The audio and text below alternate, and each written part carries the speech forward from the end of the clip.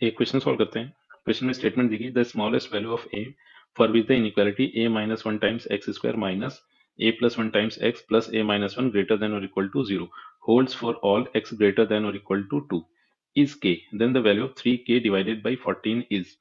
तो सबसे पहला काम तो ये कर लेते हैं कि इस इनइक्वालिटी में ये देख लेते हैं कि ए अल्टीमेटली कहाँ से कहाँ तक वेरी कर रहा है। तो अपना ऑब्जेक्टिव ये बना कि सबसे पहले तो इसको ओपन करके लिखते हैं और ये देख लेते हैं कि ए की एग्जैक्ट वैल्यू क्या बन रही है इनइक्वालिटी के फॉर्म में। तो ये अपने को ऐसे मिल जाएगा ए एक्स स्क्वायर, फिर माइनस एक्स स्क्वायर, फिर माइनस ए एक्स माइनस एक्स, फिर plus A minus one greater than और इक्वल टू जीरो।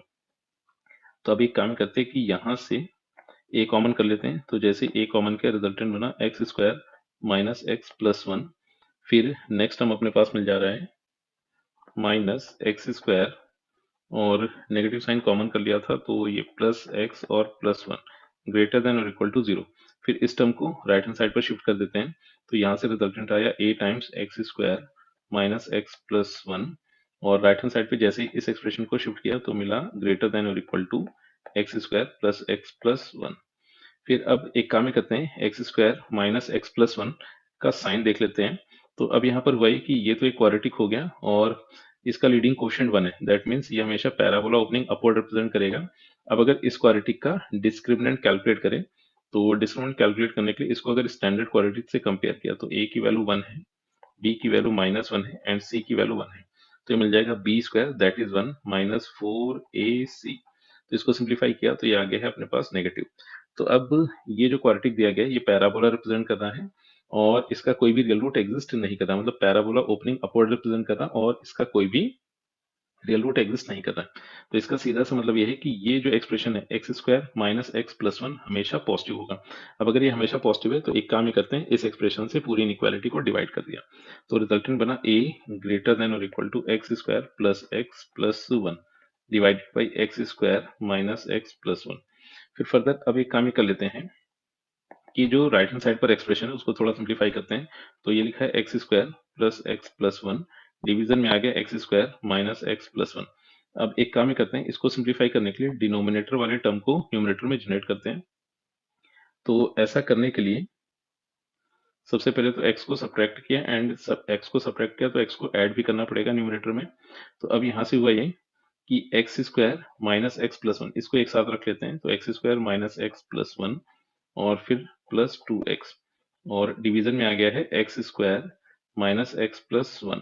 अब ये जो टर्म था न्यूमरेटर में इस पर एंड इस पर डिस्ट्रीब्यूट कर देंगे। तो यहाँ से रिजल्टेंट बन गया one plus to x divided by X square minus X plus one.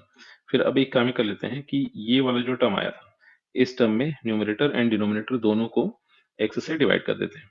तो अब जैसे ही ये मैनिपुलेशन यूज किया तो रिजल्टेंट बना वन प्लस न्यूमरेटर में टू बचा और एक्स डिवीजन में जैसे है तो एक्स बाई एक्स ये वन बन गया।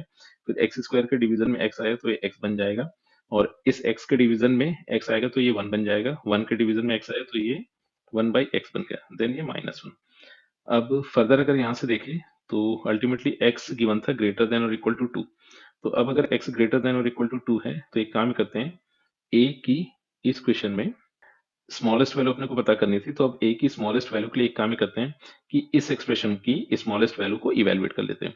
तो अब x ग्रेटर देन और इक्वल टू टू अगर है तो x plus one upon x की जो स्मॉलेस्ट वैल्यू मिलेगी that will be two plus one divided by two. तो इसको सिंप्लीफाई किया जाए तो ये आ गया है फाइव बाई टू। तो इफेक्टिवली अगर देखा जाए तो a यहाँ से मिल रहा है ग्रेटर देन और equal to one plus two divided by five by two minus one.